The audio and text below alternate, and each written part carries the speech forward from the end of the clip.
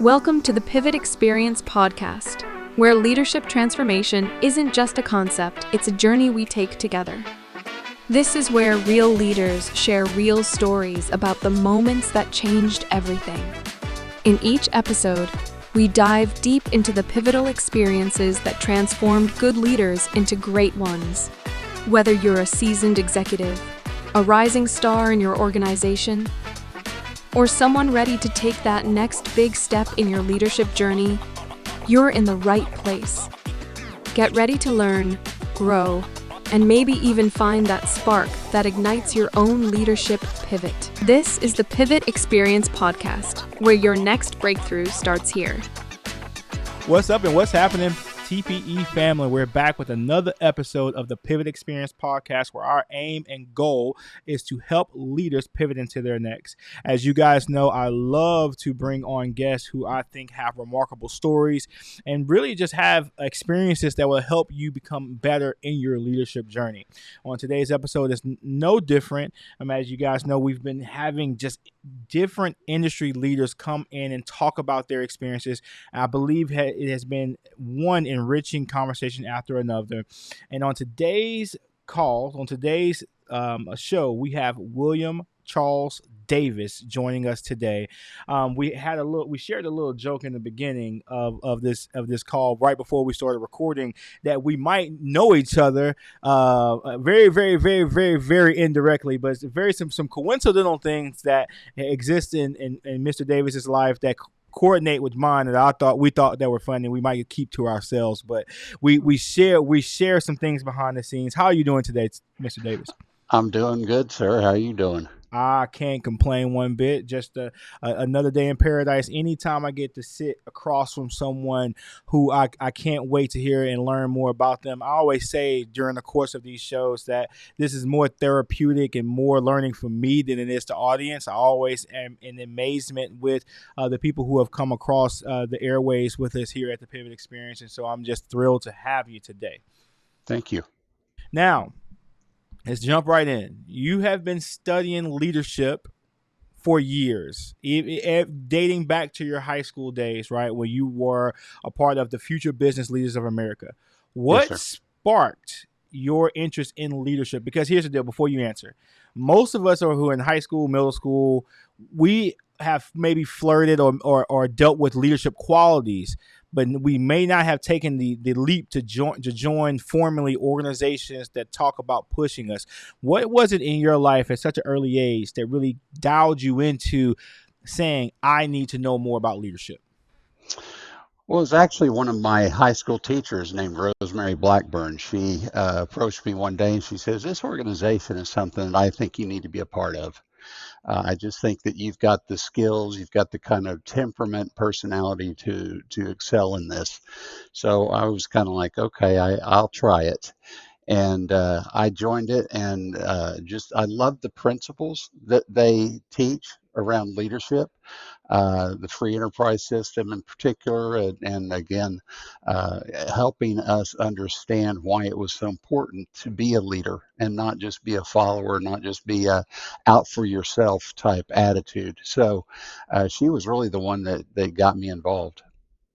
No, I love that. It's usually a teacher.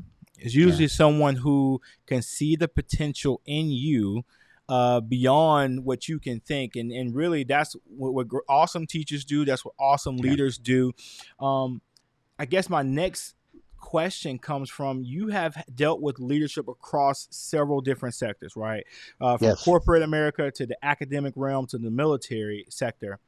What are some things that you have saw that have been universal amongst those different areas that you still carry with you today?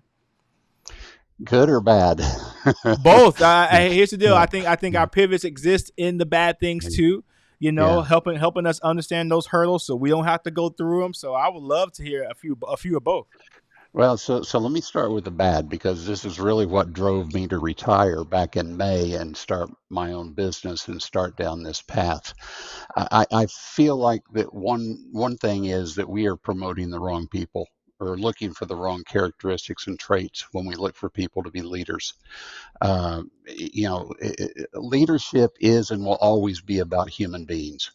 And we've got so many people that are in leadership roles across not just America, but across the world that don't have the ability to be empathetic, don't have the ability to have the emotional intelligence that's needed in order to deal with people correctly.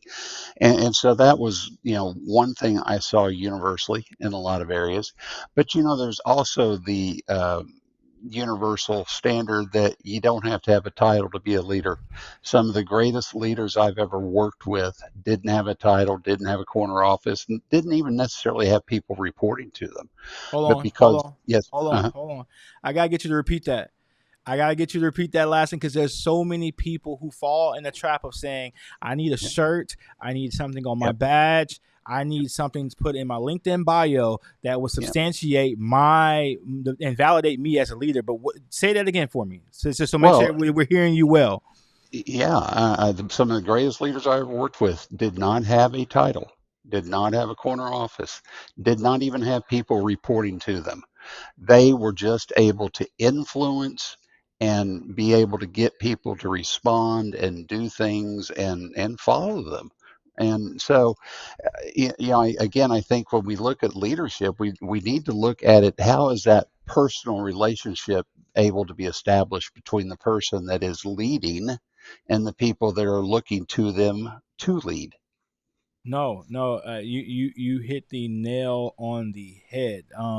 It's I can't speak. This can be an episode all in itself, but Mhm. the people who don't have the title, who have really tapped into or who are really drilled into their leadership, they understand that leadership is serving, and if I Yeah, serve well, yeah, despite what my title might suggest, I'm doing my job, yeah. and really leadership exists in every level of an organization. So I love that. Thank you so much for that. Well, Um, and you know as well as I do, and you've experienced this, is that the fact that, when we look at somebody from a leadership perspective, we always need to look at them from the ability to, are they able to deal with people in a respectful manner, in a humble manner, and are they able to put away the self-serving interests of themselves to make sure that they are, dealing with other people correctly? Because I always told my folks, if you want to be a leader, one, you got to want to be a leader, but two, the first characteristic to me that you have to have is you have to be able to see that your role now isn't taking care of your people, not self promotion, and trying to make yourself look good. no, no, you're absolutely right, and you might have answered this question already, but I've got to ask it to you like this. Uh, Per your research, Yes. you suggest that we have 78% of Americans believe that we have a leadership problem.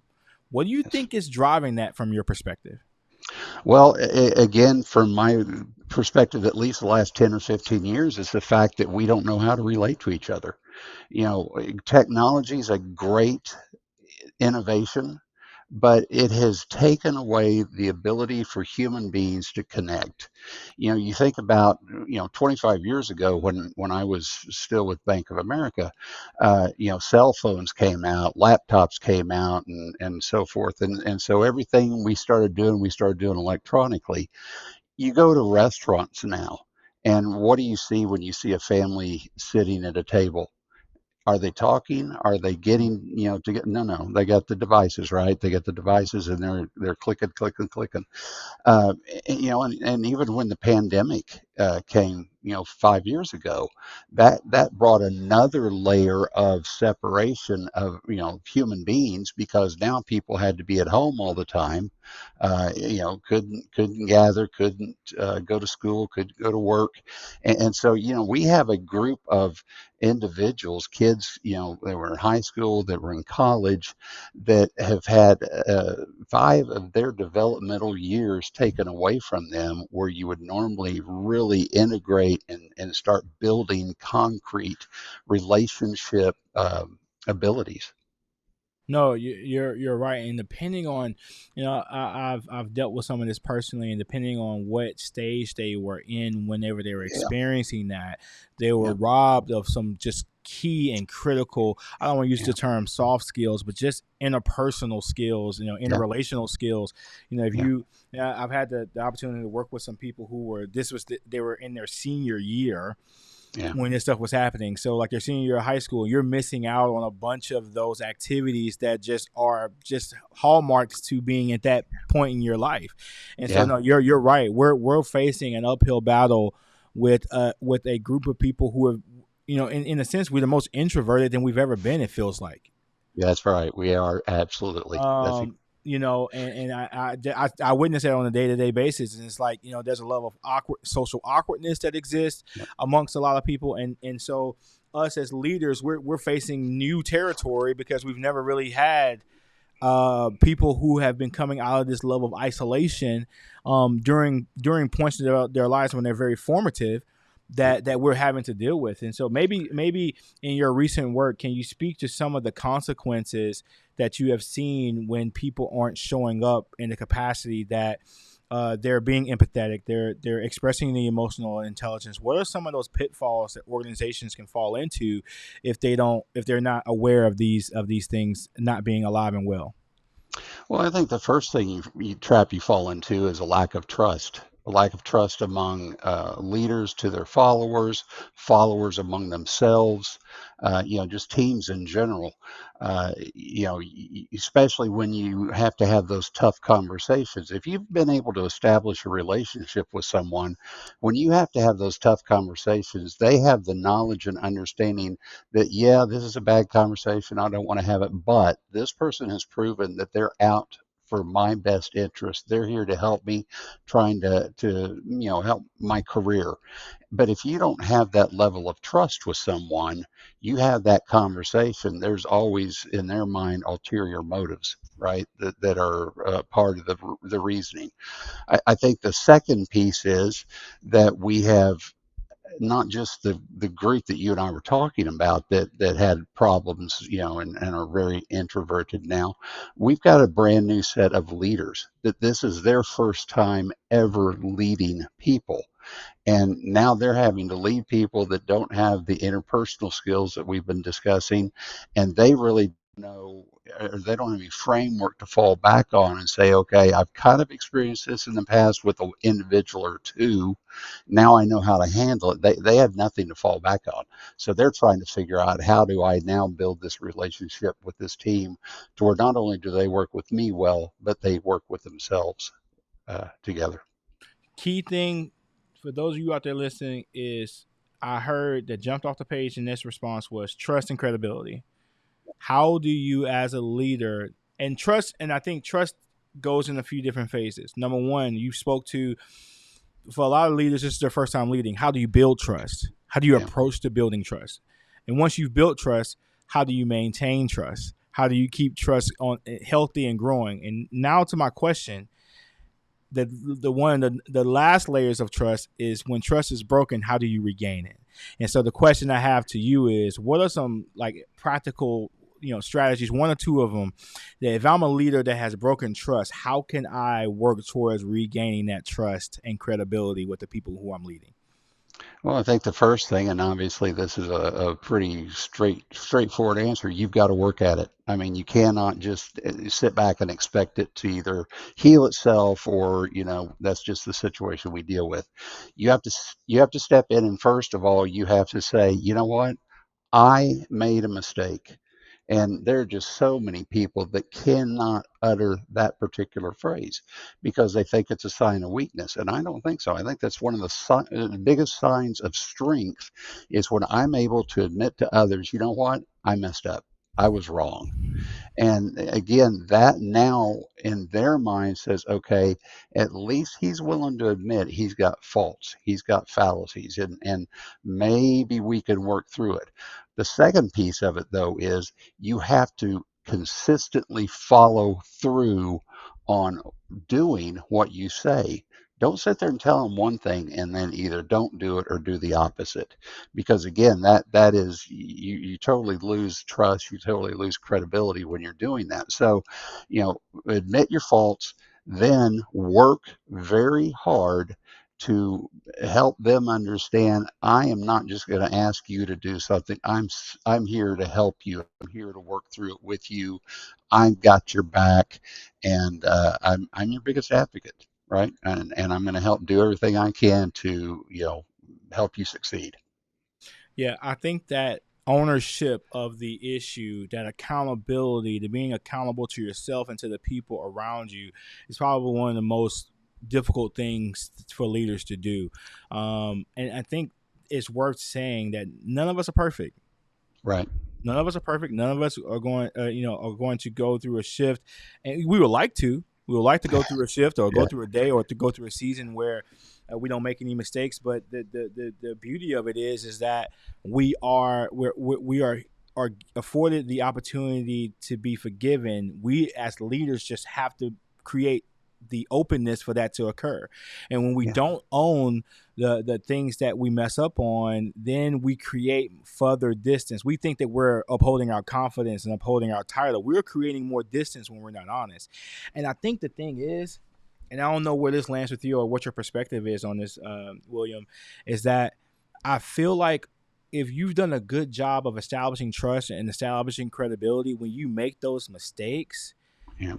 your team, if there's somebody on your team that either has the correct answer or the fix to it, they're going to be highly encouraged to want to implement that to ensure that you don't fall too far. You know what I mean? Like, I think Oh, if you failed, or if you're in the process of failing, and if you have if you're working with a bunch of people who you've been vulnerable with, and then you trust them and they trust you, they're going to want to try to right the ship as soon as possible because of the equity that exists between you and them. And have you seen that in oh the yeah. Yeah, absolutely. And in fact, one of the things that I institute with every team that I work with is I do not allow you to throw people under the bus. And I'm not going to throw anybody under the bus. You're not allowed to throw anybody under the bus. We win together. We lose together. Now, yes, someone may make a mistake that caused us to have a situation that is needs to be fixed. But you know what? With the exception of certain surgeries, everything is fixable. Everything's fixable. And you've got to make sure that people understand they are allowed to make mistakes in the process of doing their job. That's part of learning. And again, like you said, none of us are perfect. And, you as a leader cannot be overreacting to situations that occur because, that not only hurts the confidence of the person that you overreact at, but it also, again, hurts your credibility with them. Exactly. Now, you've written a few books, and so that puts you in a special positioning in the space, right? You've written books over leadership. You've given your perspective and your expertise on leadership, and I think that I would like to know, and I'm sure the audience wants to know, what are some traits that great leaders do consistently? Like, I know we talked about trust, we talked about expressing emotional intelligence and empathy. Or what are some other things that you've noticed in your in working with other teams and in your firsthand experience that great leaders just do? They knock it out of the park every time. Well, the first thing I think you have to do is understand that leadership is the job. And you were kind enough to mention my books. The first book I wrote talks about the difference between leadership, being a manager, and being a boss. And I don't spend a whole lot of time on being a boss because that is just an absolutely lazy way of conducting yourself because you've got an attitude that's wrong, you've got an approach that's wrong. Managers, I classify them as, and there's nothing wrong with this, as those that are really worried about the tick mark, right? Let's get from A to Z and get the work done. Leaders can be managers and can worry about that, but they've got to step back and understand my first priority is my team. And in doing that, the approach you have to take is I have to get to know my team because everybody's going to have good days, everybody's going to have bad days. And if I need to I need to know my team well enough that when Sarah comes in on a Monday and her weekend has just gone horribly wrong and she's got just problems, galore. I've got to be able to help lead her through that. Right. So, where not only does it not affect the work, it doesn't affect the dynamic of the team, but it allows her to come out on the other side of whatever situation she's dealing with without harming herself, either physically or mentally or professionally. And so the only way you can do that is get to know your people. What makes them tick? What really drives them? You know, when they have bad days, what allows them to get through it? The way I've always tried to approach it is I've never sat someone in my office or in a conference room and said, "Hey, let's get to know each other better," because that doesn't work. They still have this vision of you as boss or whatever, and they can't relax. They can't open up. And so what I've always tried to do is try to find the comfort level that my people have in a situation and in something that they do, and then I bring myself to them and say, "Hey, let's go do that." Example, I had a young man who very great personality, funny as could be, but he was so nervous. He always thought I was going to fire him, and I'm like, "I just hired you. I'm not going to fire you." But what I had to do with him is I just went one day. I said, "What do you like to do when you're out of the office?" And this was 30 years ago. He liked to golf. I still golfed. So I said, "Okay, tomorrow we're going to go play around the golf tomorrow afternoon." And we got out on that golf course, and it was still a little tense the first few holes. And then I hit a tee shot that I still don't think they found. It went so far off to the side. And he looked at me like, okay, how's he going to react to this horrible shot he just hit? I just started laughing at myself and self deprecating and basically just told him, I hope you know I did that to take it easy on you. Well, we just started laughing about it, and it loosened him up because he now understood, hey, this guy's willing to open up to me. This guy's willing to loosen up and be human, right? And let me be human. And by the time we were done with that round, you would have thought we'd known each other forever. And so to me, you have to get on a level of approaching your people where they're comfortable in opening up and letting you know or letting you in to them, right? And what really makes them work. No, I love that. There's a book written by Ray Dalio called Principles, and he talks about one of the Yeah. most important facets of the job is the sabbatical. And I Yep. talked to our team about that, like not what happens at the water cooler at the job, but what happens Yeah. away from the Yep. chaos of everything, the day to day. How can we connect, and how do we get woven to where we're closer and we're much tighter knit group of people. So I love that. Um, And in that you learn that, you know what, when somebody's having a hard time and it's just not going well for them, the answer may be as simple as saying, "Hey, work at home for a few days," or, you know, take a few days off. We'll cover for you. Right? It's just that, I'm invested in you, not just professionally, but I'm invested in you as a person. And I want you to take care of yourself because you've got more than just a job, and that's affecting you, right? You've got a family, you've got, all these other things. I want to make sure that you're healthy, not just here, but there also. this is, and I want to just make a note for the audience. This is I want to call it a master class, but in terms of how to treat people, and not only for the results in your organization, Right.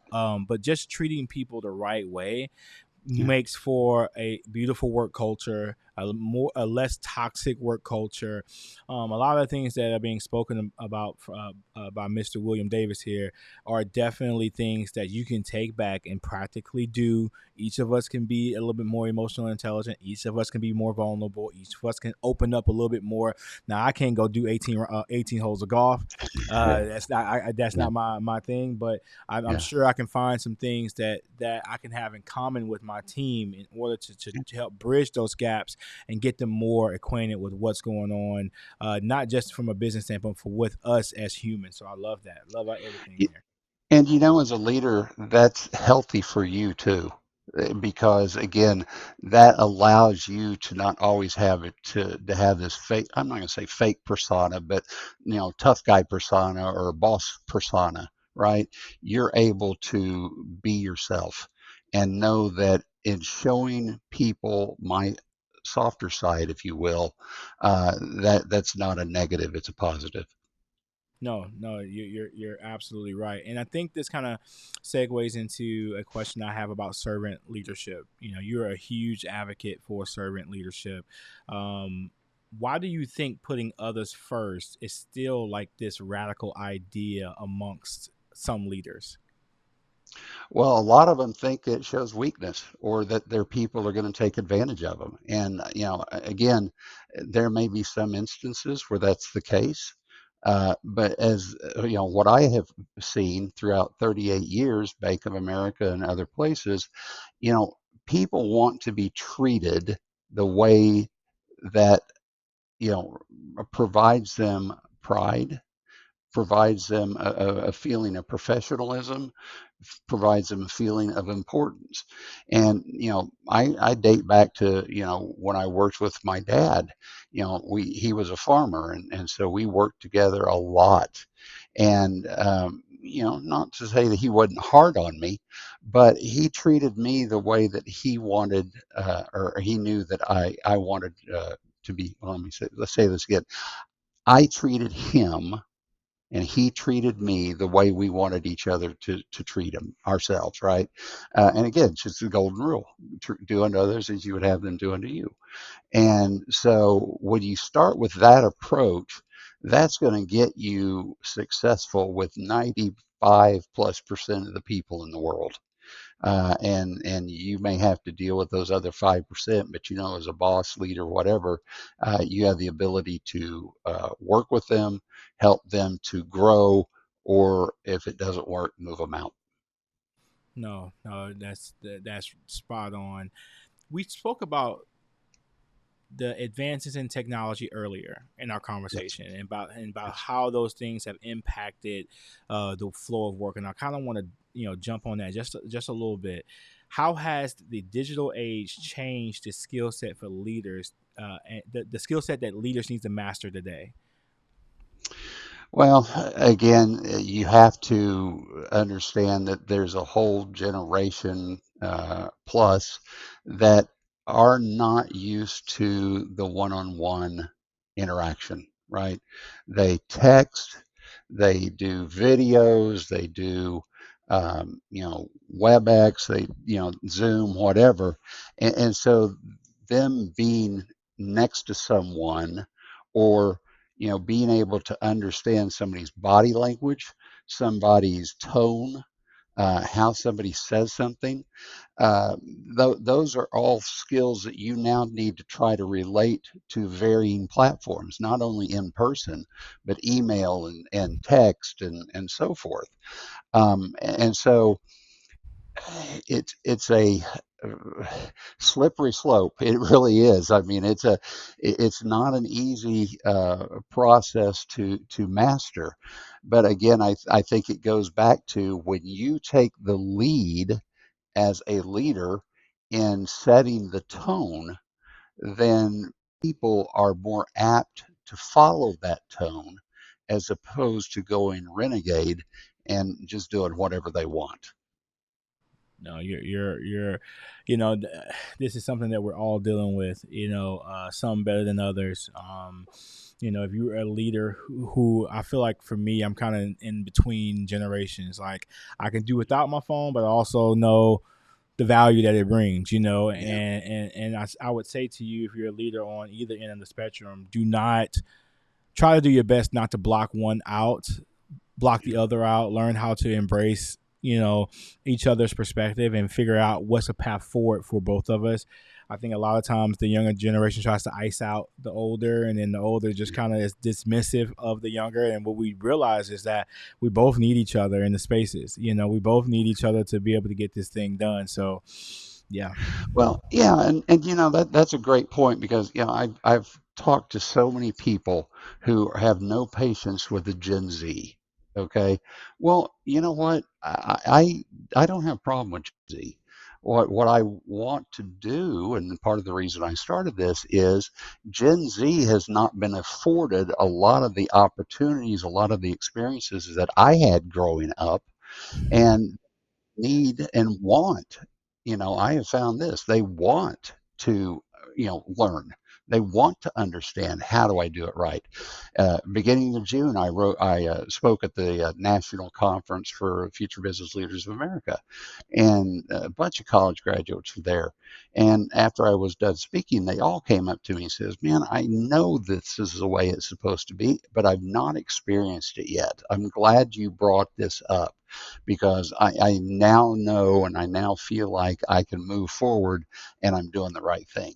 So, younger people, older people aren't fossils. They aren't behind the times. They have, certain things that they're setting their ways on. But you know what? If they're a good leader, they're going to adapt. Older people, Gen Z and other younger people aren't, undisciplined and not wanting to do the work. They just need to be trained. They need to be shown, here's how we do things. And the most important thing is, you need to help them understand why. Because when somebody understands the why of what they're being asked to do, they now invest themselves in doing that.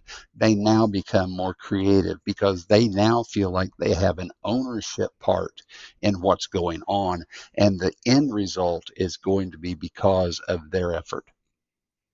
No, no, uh, you're killing it, man. I really like that ending in terms of just kind of stringing us all together, because Yeah. all of us have something to offer to each other if we're willing to Bet. listen. You If we're bet. willing to You bet. listen and to Yeah. connect. When And people a, look, and a oh, good leader pulls that out of people, right? Because leadership is not a lazy endeavor. Leadership, like I said earlier, is work. Leadership is the job. And again, you have to do the work to be able to help your people uh, succeed. And I've not known anyone who's ever worked for me who wants to fail. Never. I've never known anybody that wants to do a bad job. Everybody wants to succeed. Everybody wants to do a good job, and it's my job as a leader to help them get there. no, absolutely right. Final question: Yes, sir. when people look back on your leadership journey, what legacy do you hope they see?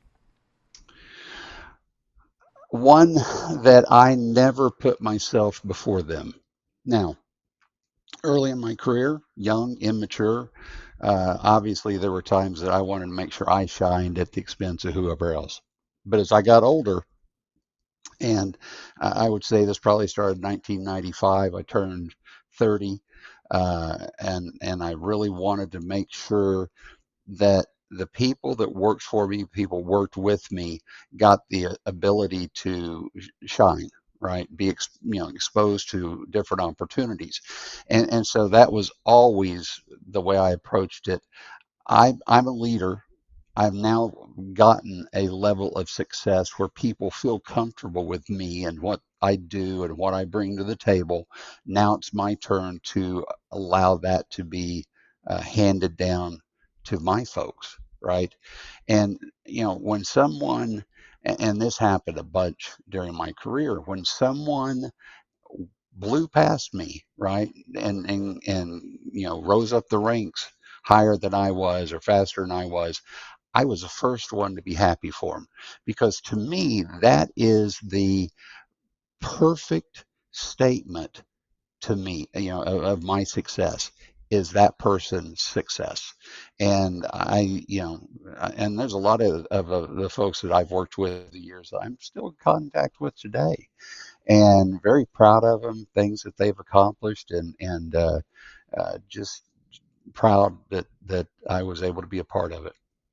No, that's incredible. What humility one must have to look at, and then it's a unique perspective. I've never heard anybody say that. Like, if somebody is promoted above you, it is a testament to how well you led them, how well Yeah. you were able to I interviewed one leader. They said mine out. Like, how can you mine those attributes out of an individual to where they're the best version of themselves, and then so much so that this catapulted them maybe above you in the organization, and Yep. you having the humility to say that's what it's all about. It's not about me. It's about me helping the people around me be the best versions of themselves, and me Yep. helping you be the best version of yourself might mean you might be better than me, and that's That's right. okay. And that's That's okay. right.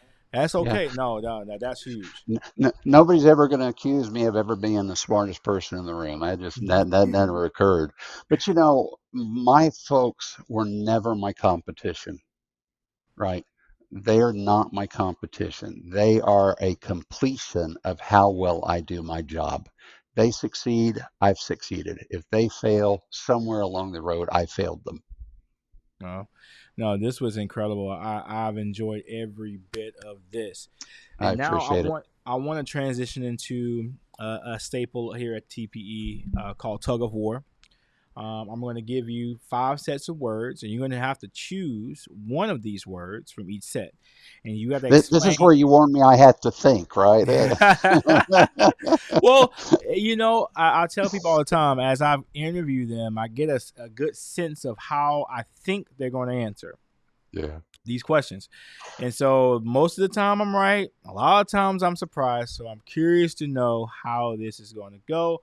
But let me tell you, there's no wrong answers. These is just based on Okay. your convictions and based on what you do. And now I want to warn the audience, you don't know what these words are.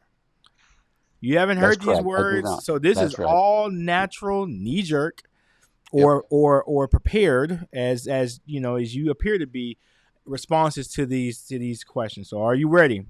I'm ready. All right, your first set of words is confidence or humility. Humility. Mhm. I knew that one. We just got through talk. We just came off of the last question. Pretty much Yeah. answered this one for me. I knew what you was going to say, but what's your perspective on it? Well, confidence, there's nothing wrong with it, right? You have to have confidence in order to do so many things in life. But humility allows you to approach whatever you're doing with an understanding that, you know what, I'm not necessarily the best at it. I'm not necessarily the smartest at it, but I'm going to do my best, right? And if I succeed, great. And if I don't succeed, I'm going to try again. Love that. Next set of words: vision or execution. I like vision. I like vision because when you're clear on the vision, when your folks are clear on the vision, I've always found that they're a lot more creative. They're a lot more bought in and they're a lot more engaged. Execution is great, but if your vision is clear, then your execution is still going to come off and it's oftentimes better than if you're just going with the status quo. Love that answer. Courage or wisdom. Wisdom, wisdom. And I think you have to have a lot of courage to be wise because sometimes in being wise, you do things that are not easy, right? And it takes courage to do things that are sometimes not easy. And so again, wisdom always, you go back to Solomon, wisest man that ever lived, right? And he made a bunch of mistakes in his life, but at the end of the day, he understood that wisdom was the greatest gift of all. Awesome. Okay, we're down to our last two. You're breezing Okay. right through this. Okay. Breezing right through this. Urgency or patience? Patience. Absolutely patience. Urgency doesn't ever get you anything um, better than patience will. Patience oftentimes brings better results. People feel better about themselves and certainly is a lot healthier.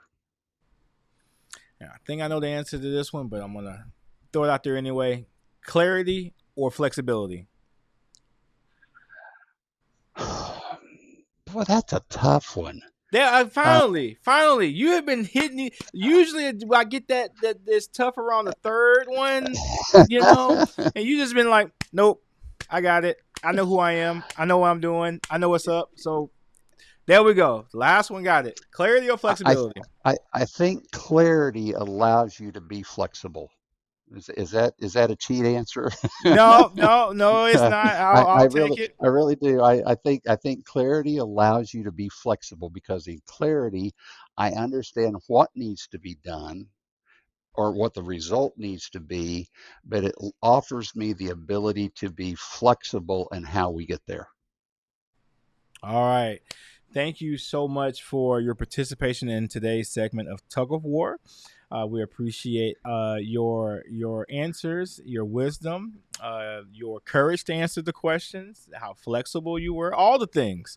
We Thank you. appreciate it. So, as we close, this has been an incredible conversation about leadership. And I want to say the overarching theme has been a lot in empathy and in emotional intelligence. Yes. A lot of Yes. what we talked about today has been, as a leader, you need to have emotional intelligence woven into the DNA of what you do. I know we hadn't explicitly used the phrasing emotional intelligence. We did a couple of times, but this is a Right. call for you to check, am I Right. really in tune with knowing who my people are, what makes them happy, what makes them tick, and me understanding those things and how that translates into our ability to run a great organization. Do you have any parting and closing words before we officially close out? N- No, I would say what all you've said is just dead on. And what we've talked about, showing your people that you care is not a weakness. It's not a weakness. And again, we've talked about what have I noticed throughout my career? Well, that's one is you get people that think that showing the human side of yourself to others is a weakness, and it's not. It's one of the greatest strengths that you could ever have. And when you do that, I guarantee you that your people will excel. No. Excellent. How could one get in contact with you if they wanted to solicit your services or if they wanted to buy one of your books? How do we go about connecting with you? I appreciate that. I have a website, williamcdavis.net. williamcdavis.net. At the bottom of every page, it has a little link through various platforms, Facebook, Instagram, WhatsApp, others, that you can contact me. There's also a place that you can schedule using Calendly, a meeting with me. And then also my books, there's a tab out there for my books that are on sale on Amazon. Excellent. I want to just thank you wholeheartedly for sharing your experiences. Um, Hopefully, something was said to you guys out there who are listening that was going to help you pivot into your next. This is by far one of the most important conversations in leadership development is how well are you leading?